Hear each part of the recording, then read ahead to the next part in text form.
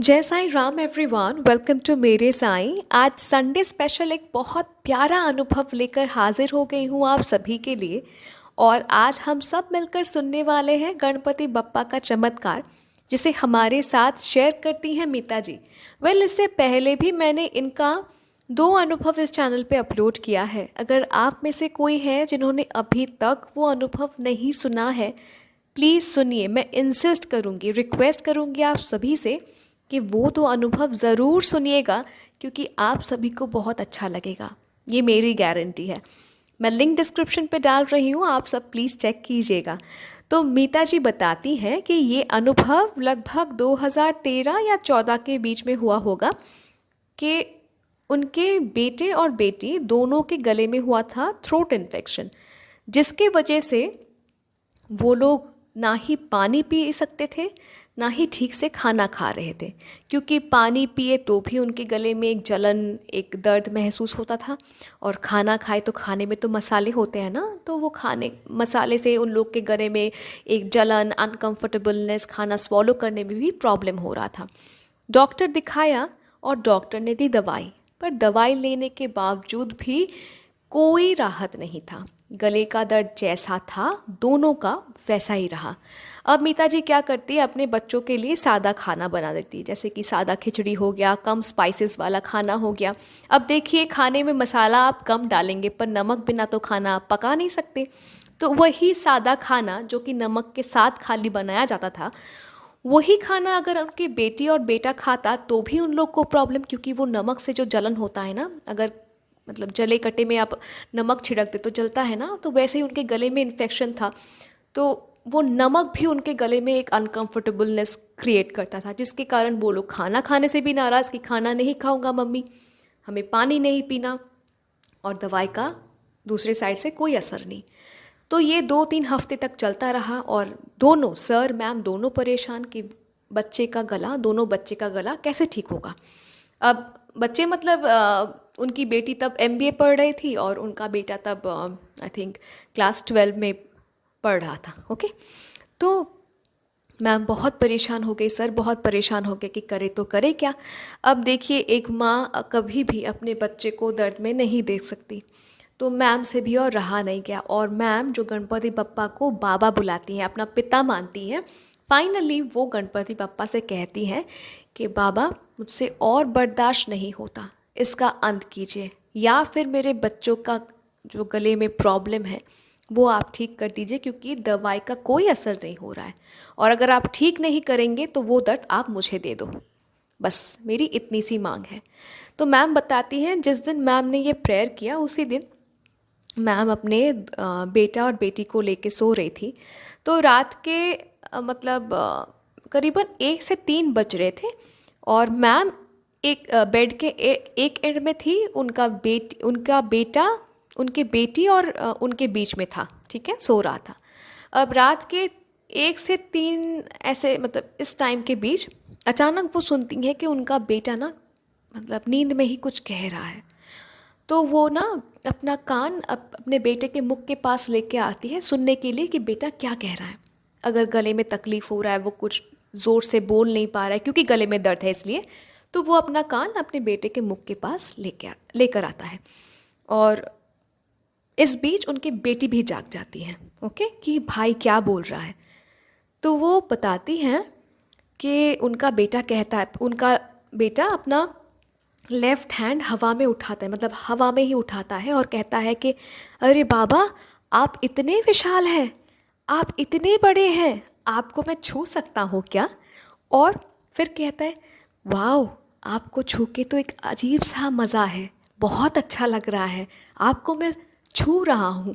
और फिर वो कहता है कि ये कौन है? ये मूषक राज है, इतने बड़े, मैंने तो सोचा ही नहीं था कि मूषक राज ऐसे दिखते हैं, ठीक है।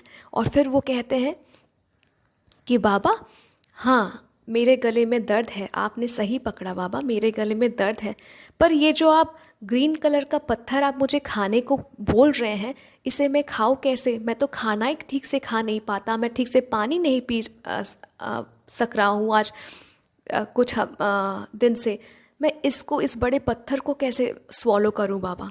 ठीक है, वो बोलता है। और फिर वो कहता है कि हाँ हाँ हाँ ठीक है, अब ठीक है, इसे आपने एक लेप बना दिया ना, आप गले में लगा दीजिए, मैं ठीक हो जाऊंगा।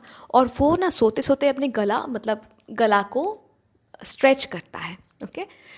और फिर वो कहता है कि बाबा, मेरे दीदी को भी ना सेम प्रॉब्लम है, उसने भी दवाई ली है पर उसे भी राहत नहीं है, आप उसे नहीं ठीक करेंगे, ये कहता है। ठीक है। और फिर से वो अपना लेफ्ट हैंड हवा में उठाता है और कहते हैं कि हाँ बाबा, मैंने हाथ उठाया, अब क्या करूँ? अच्छा, आप मेरे साथ अपना हाथ स्पर्श करेंगे? ठीक है बाबा, कीजिए। और फिर क्या कहता है कि अब मैं क्या करूं? ये हाथ मैं दीदी के गले में लगा दूं? और वो ये कह के वो हाथ, अपना लेफ्ट हैंड अपनी दीदी के गले में लगाता है नींद में ही। और एक बात मैं बता दूं, ये बातें मैं बहुत ज़ोर ज़ोर से कह रही हूँ, पर ये सारा कन्वर्सेशन जो हो रहा है, ये उनका बेटा बहुत धीरे से कर रहा है गणपति बप्पा के साथ। पर मीता जी ये सारा कन्वर्सेशन अपना कान उनके बेटे के मुंह के पास लाकर सुन रही थी। ठीक है। तो फिर अपने दीदी के गले में हाथ लगाने के बाद वो कहता है, उनका बेटा कहता है कि बाबा, मेरी माँ तो आपकी बहुत बड़ी भक्त है, आप मुझे दिखाई दे रहे हो, मेरी माँ को भी स्वप्न दर्शन दो ना, वो बहुत खुश हो जाएगी। और फिर वो कहता है, अच्छा, मेरी माँ अभी जाग रही है इसीलिए आप स्वप्न दर्शन नहीं दोगे?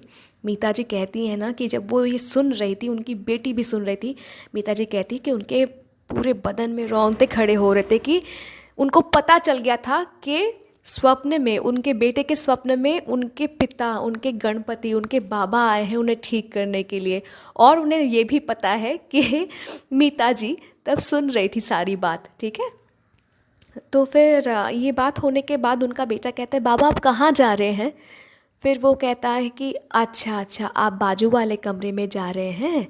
फिर वो सो जाता है। अब मीता जी बताती हैं बाजू वाले कमरे मतलब उनके मतलब जहाँ पे मीता जी का बेडरूम है, उसका बाजू वाला जो कमरा है ना, वही उनका ठाकुर घर है, मतलब वही उनका घर का मंदिर है। तो ये बोल के उनका बेटा सो जाता है। ओके। अब मीता जी और उनकी बेटी को तो यही बात सताती है कि ये क्या बोला, सच में गणपति बप्पा इसके सपने में आया था क्या?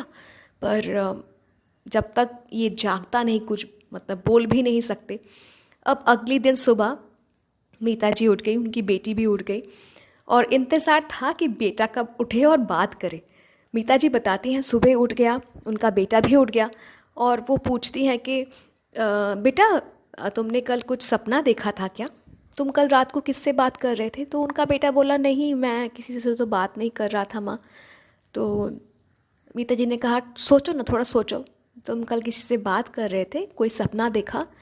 तो उनके बेटे ने कहा कि नहीं नहीं, मैं कोई सपना नहीं देखा माँ, मुझे कुछ याद नहीं है। आधे घंटे बाद उनका बेटा फिर से आया, माँ मैंने कल सपने में गणपति बप्पा को देखा, और जो मैंने इतना देर का सुनाया ना, मतलब गणपति बप्पा के साथ, मतलब मीता जी के बेटे का, मतलब जो आधा अधूरा बात जो मैंने अभी तक सुनाया कि उनके बेटे ने हवा में हाथ उठाया और कहा कि बप्पा आप इतने बड़े हो, आप ये हो, तब मीता जी के बेटे ने उनके माँ को, मतलब मीता जी को बताया कि माँ कल मैंने गणपति बप्पा को सपने में देखा था, गणपति बप्पा देखने में विशाल है, वो मेरे पास आए थे और उनका मूषक भी बहुत बड़ा है, जैसे हम लोग फ़ोटो में देखते हैं ना, वैसा उनका मूषक नहीं है, टेडी बेयर जैसा देखने में है। तो गणपति बप्पा हमारे पास आए थे और कहा कि तुम्हारी माँ ने कहा है तुम्हारे गले में दर्द है, क्या ये सच है? तो मैंने कहा हाँ, मेरे गले में दर्द है और ये सच है। तो फिर ना गणपति बप्पा मुझे एक ग्रीन कलर का पत्थर बोले खाओ, तो मैंने बोला मैं तो खाना ही ठीक से नहीं खा पाता, तो मैं ये कैसे खाऊंगा? फिर गणपति बप्पा ना उस पत्थर को एक लेप में, एक क्रीम में चेंज कर देते हैं और फिर मेरे गले में लगा देते हैं। गणपति बप्पा जाने ही वाले थे कि मैंने कहा कि बप्पा मेरे दीदी के गले में भी दर्द है, उन्हें, दीदी को भी ठीक कर दो। फिर गणपति बप्पा ने कहा कि तुम्हारा बायां हाथ ऊपर उठाओ, मेरे हाथ के साथ स्पर्श करो, फिर अपने दीदी के गले में लगाओ, वो भी ठीक हो जाएगी। तो मैंने वैसा ही किया सपने में। और फिर मैंने ये भी कहा था कि माँ को स्वप्न दर्शन दो, माँ आपको देखना चाहती है। तो गणपति बप्पा ने पता बोला कि आप जाग रही हैं और गणपति बप्पा कहा कि वो बाजू वाले रूम में चले जाएंगे। तो ये जब मीता जी और उनकी बेटी ने सुना तो वो लोग मतलब डॉट को कनेक्ट कर पाए कि कल रात को जो आधा अधूरा बात वो सुन रही थी वो गणपति बप्पा ही थे। तो गणपति बप्पा रात को सवाल कर रहे थे जिसका जवाब उनका बेटा रात को दे रहा था। और कहते ही कहते उनका बेटा ना चाय पीता है, ठीक है, चाय पीता है और वो कहता है कि माँ मेरे गले का जो दर्द है ना वो एकदम नहीं है, माँ बिल्कुल भी नहीं है, दीदी तू भी चाय पी के देख, दीदी तू भी देख। फिर उनकी बेटी भी चाय पीती है। इस सपने के आगे वाले दिन तक चाय पीने में दोनों जहाँ रोते थे, गर्म मतलब चाय की गर्मी से, चाय की मिठास से जो गले में जलन होता था, उस दिन नहीं हुआ। Same thing happened with her daughter also. उनकी बेटी को भी जलन नहीं हुआ और एक स्वप्न दर्शन के माध्यम से गणपति बप्पा ने अपने भक्त के बच्चों को ठीक कर दिया। मतलब सुनने अगर पता है रैशनल माइंड से सोचेंगे ना, ये सब तर्कवादी माइंड से सोचेंगे ना, आप लोग को लगेगा ऐसा भी होता है क्या। पर अगर मन में विश्वास हो ना, उस परमेश्वर के प्रति मन में विश्वास हो, अगाध विश्वास हो, तो ये संभव है, कलयुग में भी संभव है।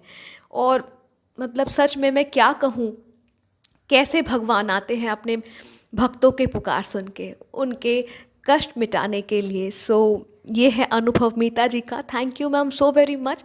बहुत सुंदर सुंदर 3 अनुभव आपने हमारे साथ शेयर किया है और हम सभी धन्य हो गए इतने सुंदर सुंदर लीला सुनने के बाद। और आप सभी से यही कहूँगी कि अगर आप भी अपना अनुभव हमारे साथ शेयर करना चाहते हैं, चाहे वो साईं से जुड़ा हुआ हो या किसी भी देवी या देवता के अलौकिक घटना से जुड़ा हुआ हो, आप मुझे शेयर कर सकते हैं। आप मुझे ईमेल कर सकते हैं, इंस्टाग्राम पे डायरेक्ट मैसेज कर सकते हैं, या फिर मेरे व्हाट्सएप नंबर में भी आप मुझे मैसेज कर सकते हैं। Email ID, Instagram account ID और व्हाट्सएप नंबर तीनों ही डिस्क्रिप्शन पे दिया हुआ है।